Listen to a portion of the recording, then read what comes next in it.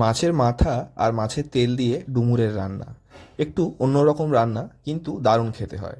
আমরা এখানে 300 গ্রামের মতো ডুমুর নিয়ে নিয়েছি। সাথে এই আলুগুলোকে এইভাবে কেটে নুন হলুদ মাখিয়ে ভেজে নিতে হবে। মাছের মাথা, তেল, এই সমস্ত কিছু নুন মাখিয়ে ভালো করে ভেজে নিয়েছি। সঙ্গে নিয়েছি টমেটোর পেস্ট।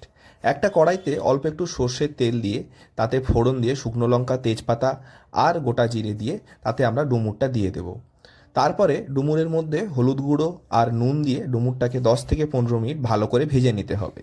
রান্না হতে একটু সময় লাগে ডুমুরটা, তাই একটু সময় নিয়ে ভেজে নিতে হবে। এরপরে এতে আমরা টমেটো অ্যাড করে দেবো।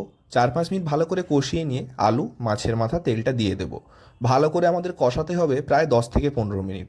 এরপরে মশলা ধোয়া জলটা দিয়ে ভালো করে আমরা নাড়িয়ে দেবো এবং চাপা দিয়ে রেখে দেবো 10-15 মিনিট। তাহলেই কিন্তু রান্নাটা প্রায় হয়ে আসবে। নামানোর আগে কসুরি মেথি দিয়ে একটু ফ্লেমটা হাই করে দিয়ে ভালো করে কষিয়ে নিন আরও 5 থেকে 7 মিনিট। তবেই কিন্তু খুব ভালোভাবে রান্নাটা সেদ্ধও হবে এবং রান্নাটা হবে।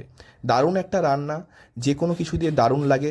অবশ্যই ভাত দিয়ে একবার ট্রাই করে দেখবেন। ভিডিওটা ভালো লাগলে লাইক দেবেন। ধন্যবাদ।